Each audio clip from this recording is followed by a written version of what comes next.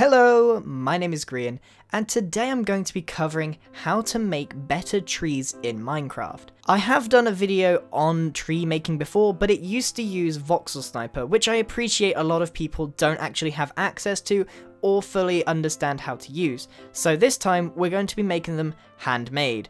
So let's start with the oak tree, the simple version. There are many ways to make an oak tree, and when I say oak tree, I just mean using the oak log itself. It doesn't actually have to look like a physical oak tree.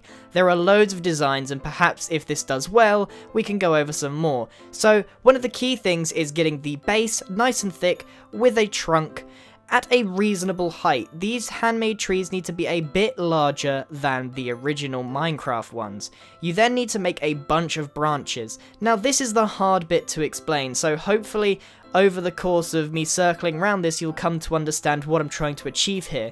All the branches have a particular shape, and what I'm trying to do is fill the space around the top of the trunk as much as possible, but at the same time creating some air between the top of the center of the trunk and the tips of the branches themselves, so that when we place the leaves on the tree, they're going to create a proper tree shape. One of the things that people do when they make handmade trees, and do so incorrectly, is they just surround the top of a trunk with leaves and think it looks okay. It doesn't look okay. It looks like a mushroom. It looks like a vanilla tree. So what we're doing here is trying to make it look way more natural, and we accomplish this by making the branches literally branch out from the trunk in a nice manner before we place the leaves on them.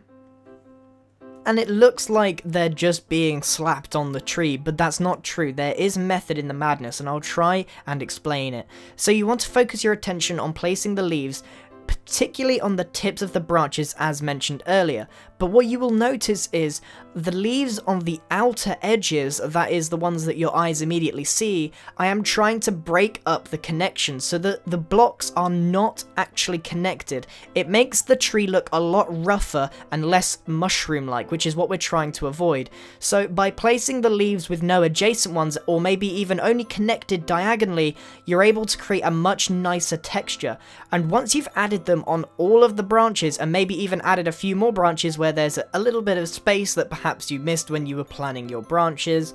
But what I'm also doing is mixing in some birch leaf along with the oak ones to create a very subtle texture. It may not be immediately noticeable, but I feel that mixing in different types of leaves, not just birch and oak, but any of the kinds, makes it look a lot nicer, even if it is incredibly subtle. So there we have our oak tree. You will have also noticed that I have changed the log to be 6-sided using a world edit command. Now obviously this isn't accessible if you don't have the plugin, but I will put the command at the bottom of the screen anyway if you want to be able to do that. If not, you're gonna have to spend a lot of time making sure that all the logs are in the correct direction.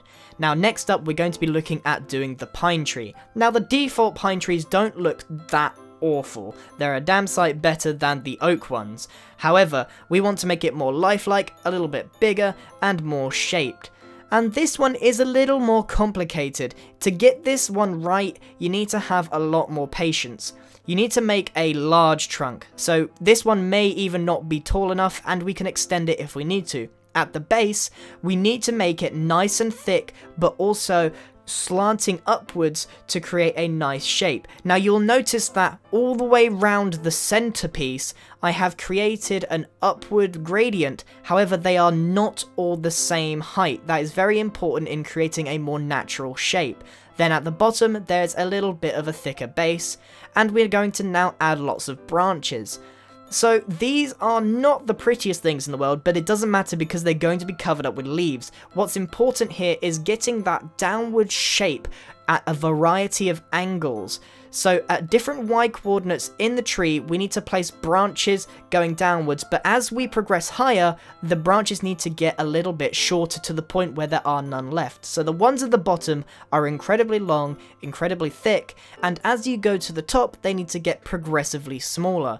So as you can see, there's a variety of angles used here. Some are at right angles, some are at diagonal, but now we need to place the leaves on them. Now, for the most part, you droop them over the top top of the branches that you've placed, which is why the branch placement is essential for the success of this tree. Now, I'm not actually particularly happy with the way this came out in the end, but this does show the method of producing them.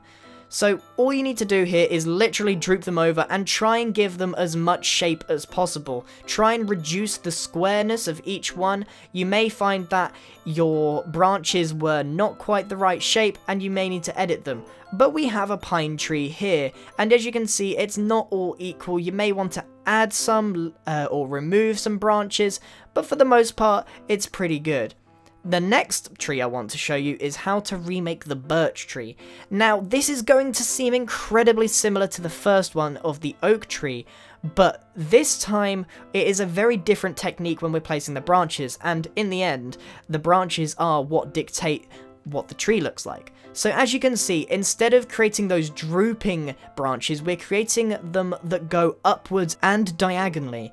Now this is a very different shape to the oak one that we produced earlier, and the tree will look slightly different as a result, but the principle is the same of trying to create a gap between the main trunk and the leaves on the outside, and the leaf placement is significantly different in this tree.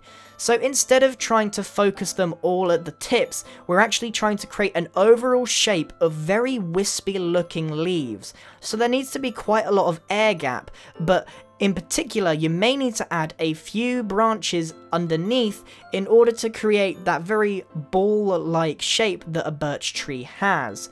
I did look up some pictures of birch trees and tried to replicate it the best I could.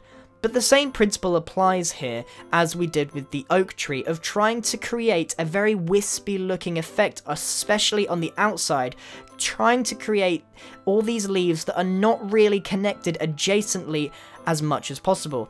So the goal here is trying to make it look like the leaves are attached on the tiniest little branches or twigs possible. But obviously that isn't very achievable with the Minecraft blocks because they don't really go that thin. However, it is achievable just by making the leaves look very wispy and attached diagonally rather than adjacent like the original is, which is just a remake of the oak one. And there we have the birch. You can see that the structure of the tree is incredibly different to the first one.